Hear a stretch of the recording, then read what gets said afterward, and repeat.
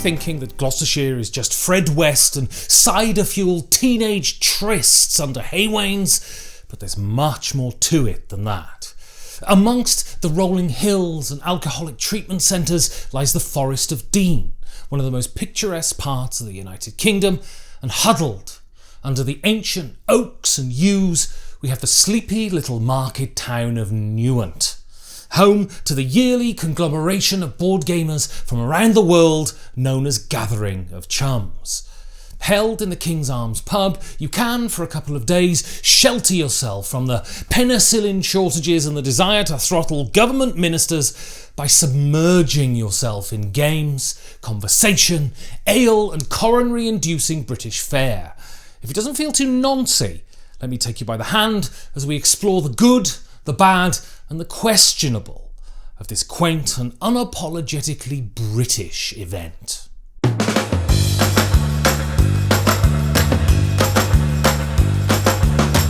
There are conventions where the spectacle is the thing. Essen, for instance, has massive halls and loads of new games. Gathering of Chums has one simple credo: play the things. The most archetypal of rural gathering places, the back room of a pub, is transformed to a temple of game playing. Every table crammed with people eager to spread the gospel of a new Reiner Knizia design or crush a noob at Agricola. From the first thing on Saturday morning to the melancholy partings of the Sunday afternoon, there is the buzz of games being wrestled over, remonstrations over rules interpretations, and the guffaw of people indulging themselves in the joy of being with others. Gathering of Chums is the purest of experiences. It's all about the games.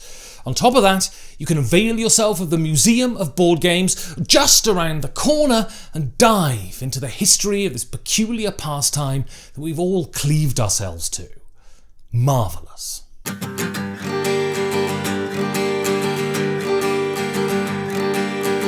All good things must come to an end, as dipsomaniac and poet Geoffrey Chaucer once wrote. But it seems that just as you've placed your first meeple into your first space, well then you're saying goodbye to the wonderful people you've met.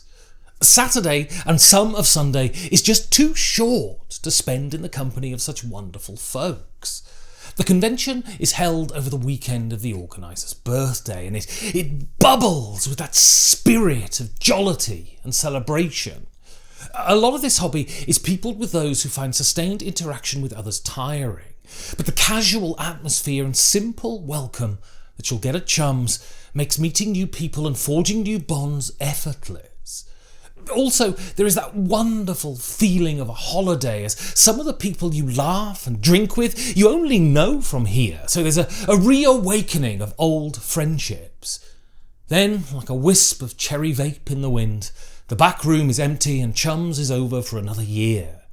This day and a half is so ephemeral that it's as if it's a beautiful dream that you had, and as the work week stalks into your peripheral vision, you only have this dream to sustain you. I wish it was longer, is what I'm trying to say.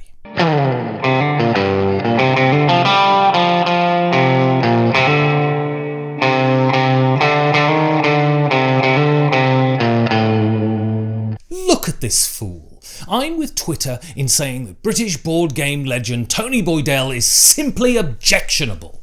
Then why, you might be asking, do you go to his birthday convention every year? Well, firstly, I know I'll get a good pint. Secondly, I can avoid him by playing games with all the other people there.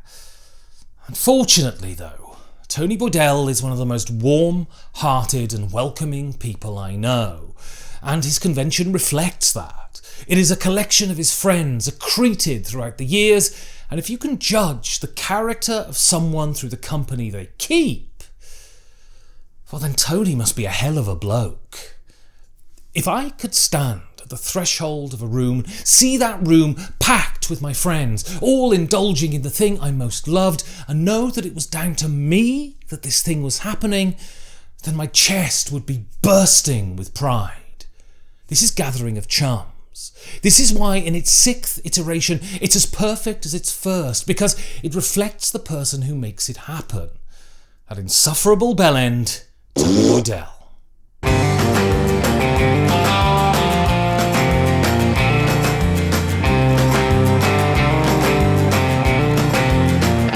If you're watching this and would like to attend this yearly worship at the altar of games, oh well then tough, because unfortunately it's an invite-only event. That does give you an excuse to buy me pints though, in the hope I'll wangle you in, and I will. So thanks so much for watching, and if you enjoyed this, you could thumb and sub, and if you really enjoyed it, you could become a patron, like these lovely people. Now, I'm off to bed, because I've eaten far too many potatoes over the weekend. And here is where the catchphrase is supposed to go. Potatoes.